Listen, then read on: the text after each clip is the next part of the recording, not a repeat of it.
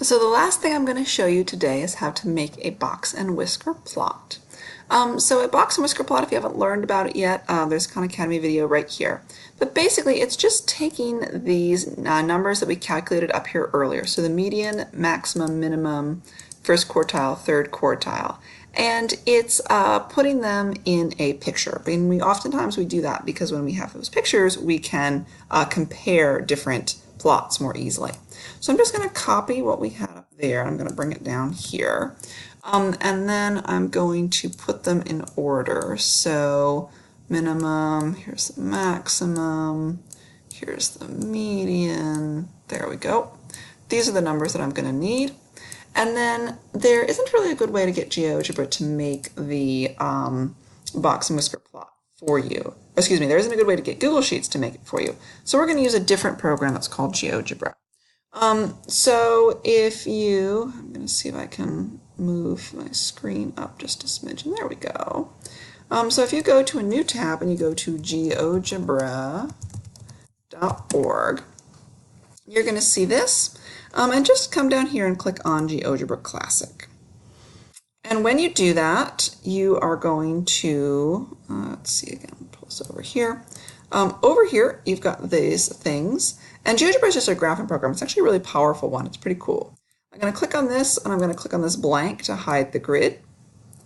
And then what I'm going to do is I'm going to type a very specific command in here.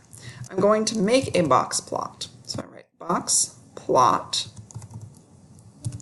And then you'll notice here that these box plots give different types of things that we could do. And we're going to use this last one, and I'm going to explain to you what it does.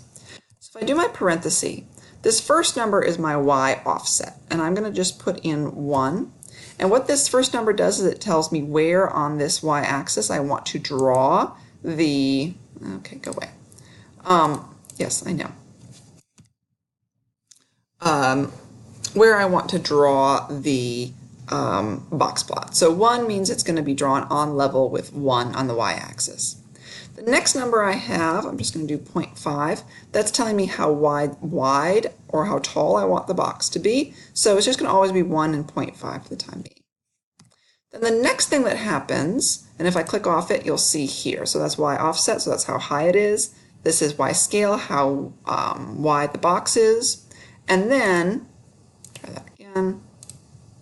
Yes, I know. Well, what did pop up with those numbers were that we're going to list these 5 numbers here.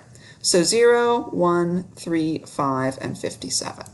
So go back. All right. 0, 1, 3, 5, and 57. And when I do that, it now pops up with this kind of annoying little a equals 3 for the median. And so I can right-click on this and unclick Show Label, and that will go away. And then what we see here is we see that it is showing us, here's the median, here is the interquartile range from the first quartile to the second quartile.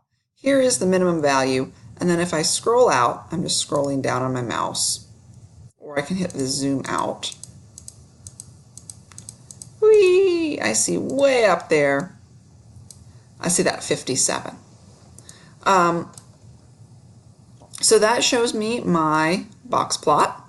And now I can show you what these earlier numbers do. So if I move this number, this first number, to 2, it will move it up to being level with the 2 for y.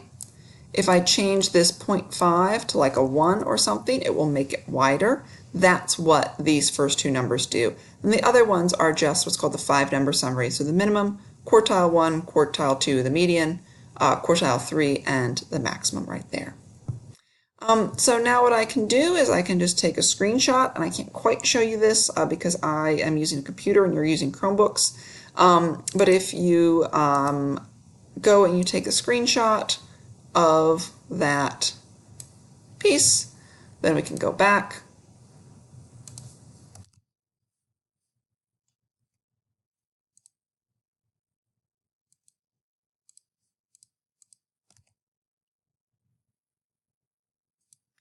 Google Sheets is actually incredibly annoying because what you have to do is you have to save your screenshot, which your Chromebook will do automatically. Again, I apologize, it's a little bit different on my computer. I can't show you exactly. But you have to save it and then go in here, insert, image, find it on your computer,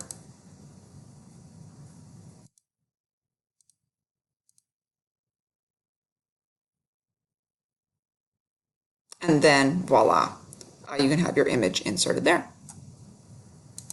One of the nice things about Geogebra is that if you have two data sets to compare, you can just insert another one. So let's do another box plot. I'm just going to make up some data. Let's center it at 5. Let's make it 1 tall. And let's say we had a data set that was 1, 3, 5, 6, and 20. Then we would see that it would show up here. And if we want to, we can change the color, change the labels, all that kind of stuff.